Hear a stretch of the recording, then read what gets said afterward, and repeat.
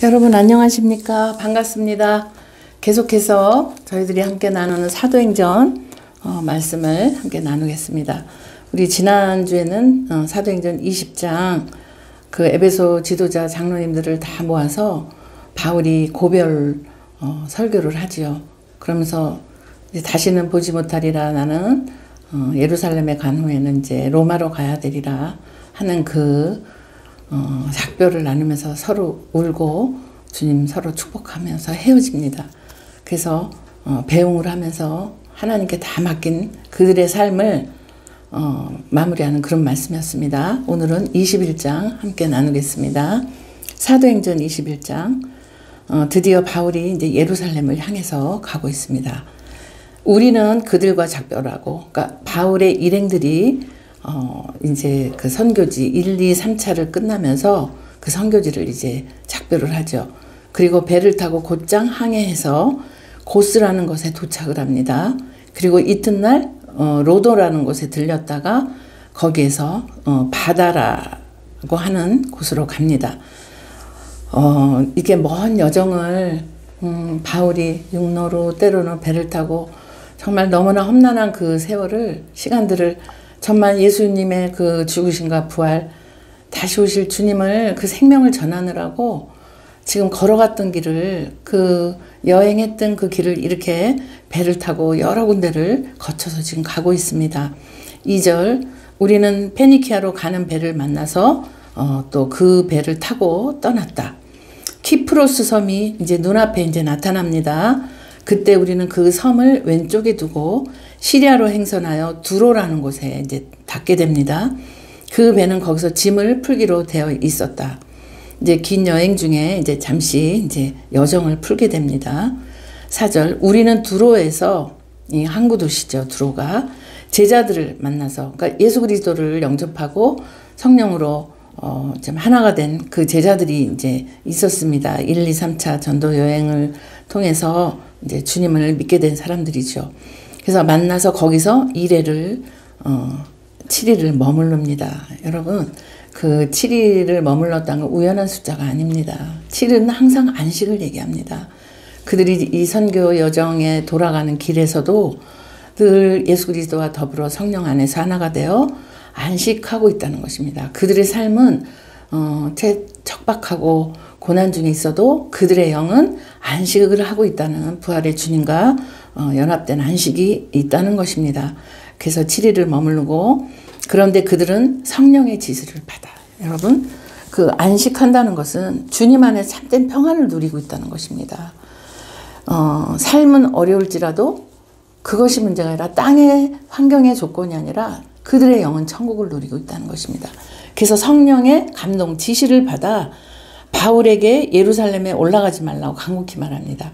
그들도 성령의 그 기름 부음의 인도하심을 받기 때문에 모르지 않습니다. 바울이 가는 이 길이 그 에베소 장로들과 같이 고별 인사를 했던 것처럼 이들도 알고 있습니다. 바울이 이게 마지막 길이라는 것을. 그러니까 예루살렘에 가지 말라고 부탁을 합니다. 간곡히 말했다고 했습니다. 그러나 바울도 모르지 않습니다. 정해진 이 길은 하나님 안에서 이루어지는 뜻 가운데 있기 때문입니다. 그들은 그들대로 하나님의 마음에 주신 성령의 인도하심 따라 얘기했고 부탁을 하지만 결국은 알고 가는 그 길은 주님의 영광을 위한 길이었습니다. 그래서 5절 간곡히 부탁했지만 그러나 그 머물러 있는 날이 다 차니까 우리는 그곳을 떠나 다시 먼 길 여행을 이런 투어하는 여행이 아니죠. 오직 선교 여행입니다. 여행길에 올랐다. 모든 제자가 그들의 아내와 아이들과 함께 그 바울의 일행, 이 선교단 그 일행을 성 밖까지 배웅합니다. 그리고 바닷가에서 우리는 무릎을 꿇고 기도를 하고 왜냐하면 정말 아무도 보지 않는 그 바닷가 또 배를 타고 가니까요. 그러면서 무릎 꿇고 함께 정말 울면서 기도를 했겠죠. 정말 이 바울이 누굽니까?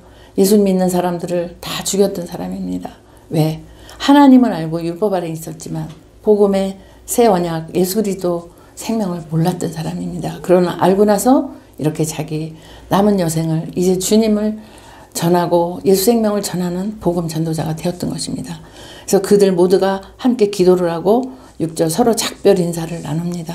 그리고 이 선교 일행은 배에 다시 오르고 그들은 자기 갈 길 집들에 다 돌아갔다고 이제 증거하고 있습니다. 7절 우리는 그 드로라는 항구에서 출항하여 항해를 이제 다 마치고 돌레마이에 이르릅니다. 거기서 우리는 성도들에게 인사를 하고 또 거기에 있는 또 크리스찬들이 있습니다. 하나님의 사람들 그들에게 또 안부를 전하며 인사하고 그들과 함께 하루를 지냅니다. 이튿날 그 다음날 우리는 선교 일행은 그곳을 떠나서 가이사랴까지 갑니다.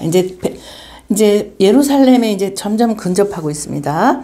가이사랴에 갔더니 7사람 가운데 한 사람인 전도자 빌립이 집에 들어가서 그와 함께 머물게 됩니다. 여러분 빌립 우리가 사도행전 초반부에 사마리아에서 성령이 충만하여 막 말씀 전하고 그 다음에 주님이 성령이 어디를 지시하냐면 그 간닥의 내시를 만나러 광야로 보내지 않습니까? 그렇게 하고 그 내시한테 이사야서를 읽고 있는 내시에게 예수 그리스도를 전하고 그 다음에 그 시내가에서 세례를 베풉니다. 그리고 간닥의 내시는 그때 예수님을 알게 되면서 자기 갈 길을 가면서 고국으로 돌아가고 갑자기 호련히 빌립은 가이사라로 주님이 옮기시는데 그때 그 나온 빌립의 이야기가 그때 나오고 지금 여기에 나오고 있습니다. 빌립이 가이사라에 지금 그 당시에 머물고 있는 이때까지 빌립의 집이 거기라는 것입니다. 그래서 여기서 연합을 합니다. 사도 바울이 7집사 성령이 충만한 7집사 한 사람인 전도자 빌립에 들어가서 선교 일행이 함께 하게 되는데 그 빌립에게는 예언하는 처녀 딸이 4명이 있다고 그래요. 그냥 우리 늘 그냥 지나가면서 봤던 말씀인데 왜 이 말씀이 나왔을까 묵상하는 가운데 감동을 주시는데 이 예언이라는 건 계시예요. 뭐 앞날을 내다보는 그런 예언이 아니라 하나님의 말씀이 구속의 은혜가 예수 그리스도의 그 영원한 생명을 풀어내는 이 성경의 말씀의 구원의 은혜를 풀어내는 그 은혜를 받은 딸이 4명이라는 것입니다. 그럼 이건 무엇입니까? 그 이방인, 그 지역과 그 주변에 있는 모든 사람들에게 하나님의 말씀을 열방에 전한다는 뜻입니다. 이 딸이 넷이라고 나와 있죠. 4명이니까 4명 맞아요. 그 넷이라는 숫자는 우리 창세기에 보면 여호와 하나님께서 이 별을 봐라. 얼마나 그 롯이 떠난 다음입니다. 롯은 이제 소돔성으로 가고 홀로 남아있는 아브라함을 하늘의 무별을 보여주시면서 너의 자손이 그때는 아들 이삭도 없을 때죠.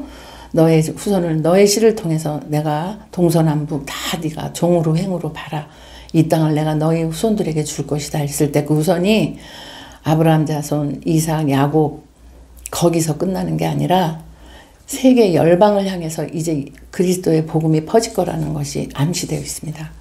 그 사라는 숫자 동서남북 그러니까 딸 넷 이 사라는 숫자는 열방을 향해서 이 복음이 전해지도록 하나님께서 빌립의 가정에 이 딸들 뭐 남자 여자 할 때 아들 딸 하지만 이 딸들은 바로 그 복음을 전하는 사도의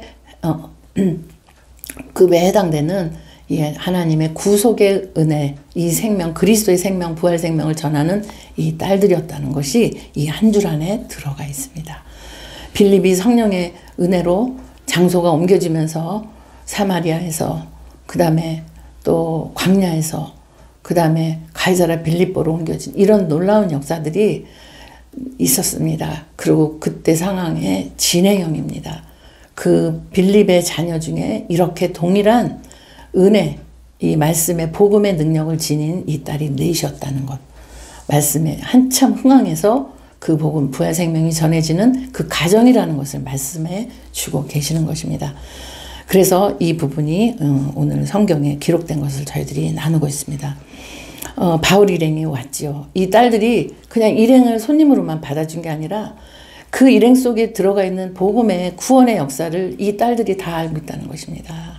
그래서 무엇을 대화를 하든 어떤 말을 하든 다 하나로 성령 안에서 묶여져 있다는 것을 뜻하고 계십니다. 10절 우리가 여러 날 머물고 있는 동안에 그 빌립의 집에 지금 여러 날이라니까 하루 이틀은 아닌 거죠. 좀 쉬고 가는 것입니다. 이 여정이 길기 때문에 아가보라는 예언자가 그 유대 남쪽 유다에서 여기 가이사라까지 왔어요. 여기서 예언은 계십니다. 성령의 기름이 부어져서 앞으로 이 복음에 관계된 것을 얘기하는 것을 예언이지 개개인의 무슨 기륭을 얘기해 점치는 그 예언이 아닌 것입니다. 영생을 말씀하는 예수 그리스도의 생명과 관계되어 있는 그 계시를 말씀하시는 것입니다. 풀어내는 하나님의 역사인 것입니다. 그 유대에서 왔는데 그 집에 머물러 있는데 뭐라 그러냐면 11절 이 일행들한테 선교 일행들한테 왔어요. 아가보가. 그런데 바울이 두르고 있는 허리띠를 이렇게 풀으더니 자기 손과 발을 묶습니다. 그러면서 하는 말이 유대 사람이 예루살렘에서 이 허리띠 임자를 이와 같이 묶어서 이방 사람의 손에 넘겨줄 거라고 성령이 말씀하십니다 하고 자기가 이런 퍼포먼스를 지금 하고 있습니다. 바울의 허리띠니까 바울이 그렇게 될 거라는 것입니다. 이방인에게 넘겨준다는 건 로마에 가서 유대 사람, 그러니까 바리새인들, 그 율법 아래서 그 성령에서 벗어나 있는, 성령을 알지 못하는 그 문자에 머물러 있는 그 예수 그리스도를 핍박했던 바울을 계속 죽이려고 다닌 이 사람들이 예루살렘에서 이런 일을 할 거라는 것입니다. 바울을 묶어서 이제 넘겨줄 거라는 것입니다. 감옥에 갇히도록. 그러니까 성령이 이렇게 말씀하십니다 하고 얘기하고 있습니다. 그러면 조금 전에 저희가 읽었던 그 성령의 그 감동을 지시를 받아 바울이 예루살렘에 가면은 이 고난이 있다는 것을 지금 두로에 있는 제자들이 알게 됐잖아요. 그래서 간곡히 가지 마십시오. 바울 사도니 가지 마십시오. 이때 했던 거하고 두 번째가 또 유대에서까지 올라와서 이걸 얘기할 때 사실 바울 입장에서 저희가 생각하면 한두 번도 진짜 한 번도 아니고 지금 두 번씩이나 장소가 다른 곳에서 또 이번에는 유대에서까지 와서 이렇게 얘기를 할 때 갈등이 있을 수 있지요. 그러나 바울은 알고 있습니다. 그래서 이런 얘기가 그 사람들이 하는 말이 틀린 말이 아니라 동일하고 똑같아요. 성령이 한 성령이 말씀하셨기 때문에 이렇게 두 번씩이나 듣게 하면서 위험하다는 말을 듣게 하면서도 바울은 이제 고백을 합니다. 뭐라 그러냐면 그러니까 아가보가 이 얘기를 하니까 12절 이 말을 듣고 그곳 사람들이 가이사라에 있는 빌립에 함께 있던 사람들이 바울에게 예루살렘으로 올라가지 말라고 간곡히 만류하였다. 지금 똑같은 4절에서 말씀했던 이 부분이 13절에도 아끼는 사람들이 이 얘기를 합니다. 당연히 이 얘기를 하죠. 12절에 4절에 이렇게 간곡히 부탁을 하고 거기는 두로의 사람, 두로에서 있는 성도들, 이번에는 가이사라에 있는 성도들이 똑같이 얘기합니다. 그랬더니 13절에 바울이 대답입니다. 왜들 이렇게 울면서 내 마음을 아프게 하십니까? 나는 주 예수의 이름을 위해서, 이 주 예수의 이름은 누구냐면 죽고 부활하고 승천하신 분이에요.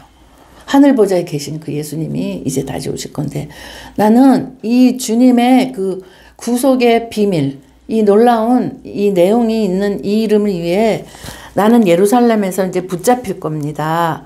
결박 당할 겁니다. 근데 그것뿐이 아니라 이제 죽음까지도 나는 각오가 되어 있습니다. 난 그거로 인해서 순교하게 될 것입니다. 라고까지 얘기를 합니다. 모르질 않아요. 14절 바울이 우리의 만류를 받아들이지 않았으므로 그러니까 이렇게 간곡하게 저 알고 있습니다. 저는 그게 저의 사명입니다. 저는 이방인의 사도고 거기 황제 앞에 서서 다 얘기해야 됩니다. 이 예수 그리스도의 구원의 이 내용을 이야기해야 됩니다. 듣거나 말거나 나에게 주신 것은 전달하는 것입니다. 이렇게 얘기한 거예요.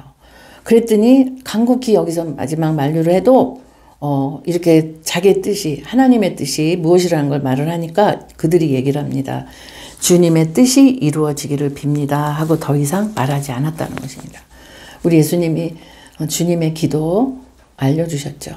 너희는 이렇게 기도하라. 마태복음에 하늘에 계신 우리 아버지요. 이름이 거룩히 여김을 받으시오. 아시죠? 그러면서 하늘의 뜻이 이 땅에 이루어지이다. 이게 기도, 주님이 가르쳐 주신 그 기도입니다. 결국은 하나님의 뜻대로 될 것입니다. 이게 우리 인간적으로는 마음 아프죠? 그러나 하나님은 계획하신 이 뜻이 가장 선하신 것입니다. 바울이 황제 앞에 서서 로마 황제 앞에 복음을 전하는 이 일이 나중에 그 로마가 복음이 퍼져나가는 큰 역할을 합니다. 이게 복음의 정말 그 핵폭탄 같은 하나님의 역사입니다. 그 입에서 나가는 건 영생이고 생명이었습니다. 15절, 이렇게 거기서 더 며칠을 지낸 뒤에 바울 일행은 다시 짐을 꾸려서 예루살렘으로 이제는 올라갑니다. 예루살렘이 해발 800m 높은 고지이기 때문에 올라갔다 이렇게 표현을 합니다. 실제 상황이. 16절, 가이사랴에 있는 제자 몇 사람도 같이 갔습니다. 같이 동행을, 바울 일행과 선교 일행과 동행을 했습니다. 그래서 그들은 이 동행한 이들과 함께 묵어야 할 집으로 안내를 했는데 나손이라는 사람한테 데려다 줬는데 그분은 키프로스에서 오래전에 예수님의 복음을 받아들이고 이 영생의 복음, 부활의 생명을 가지고 있는 제자였다는 것입니다. 여러분 오늘 21장 1절에서부터 16절까지 함께 나눴는데요. 가면 갈수록 바울이 두려워하는 것이 아니고 피하는 것이 아니고 더 감사함과 확고함으로 아버지의 뜻을 이루고자 하는 그 은혜가 임한 것은 성령의 기름 부심이 아니면 감당할 길이 없습니다. 사람이 제일 무서워하는 것이 죽음이죠. 그래서 우리 그것도 그냥 늘 말하다 나오는 게 죽을 뻔했네. 큰일 날 뻔했어. 나 죽는 줄 알았어. 이런 표현 하시지 않아요? 우리 모두가 그만큼 가장 큰 건 죽음의 두려움인데 그리스도 부활 생명에 있는 우리 모두는 그리고 바울과 그들 역시 주님의 그 부활 생명을 있기 때문에 두려워하지 않았던 것입니다. 왜 두렵지 않겠습니까? 그러나 부활 생명이 들어가면 영원히 살 수 있기 때문입니다. 저와 여러분은 예수님이 십자가에 돌아가신 그 사건으로 끝났다면 불행한 사람입니다. 그러나 주님은 무덤에 계시다 3일 만에 그 육이 영과 결합하여 신령한 몸으로 부활하셔서 40일 제자들과 함께 계시고 사람들이 보는 모든 제자 500여 명이 보는 가운데 승천하셨습니다. 그러면서 다시 온다고 약속을 해주셨습니다. 여러분 그렇게 된 지가 2000년이 넘었습니다. 그렇다면 다시 오신다고 약속하신 주님이 얼마나 2000년이 지난 지금이면 얼마나 더 가까이 왔겠습니까? 세상은 굉장히 흉흉합니다. 정치, 경제, 문화, 또 종교, 난리죠. 이단은 더 난립니다. 그리고 각종 주의 이 말씀을 벗어난 모든 이론과 사상과 철학들이 너무나 난무하고 있습니다. 그러나 저희는 부활하신 예수 그리스도의 생명을 저희들에게 주셨기 때문에 저희들의 삶을 주님 앞에 드리고 그 나라와 하나님의 나라와 예수 그리스도 그 영생을 이 영원한 생명 말씀 안에서 만난 저희들은 너무너무 복을 받은 사람들입니다. 성경에서 말하는 복은 우리가 잘 먹고 잘 사는 거 그거 1차원적인 것이 아니라 영원히 주님과 사는 그 복, 구원의 복을 말씀하고 계신 것입니다. 바로 이것을 전하기 위해서 바울은 이방의 사도로 택정이 됐고 함께 나누는 영적인 이 공동체에서도 인간이기 때문에 육체를 가졌기 때문에 말리고 같이 울고 기도하지만 하나님의 뜻이 그렇다면 이루어 주기를 함께 축복했던 것입니다. 여러분 오늘 이 말씀을 마치면서 굉장히 어려운 삶이 저희들이 혹시 있을지라 저희들은 주님이 다 보장하고 계신 하나님의 사람들인 것입니다. 이 귀하고 복된 이 복을 감사하면서 영생을 주신 주님을 찬양하며 한 주간도 부활 생명으로 승리하시고 함께 나누는 복된 저와 여러분이 되시기를 간절히 축복합니다. 감사합니다.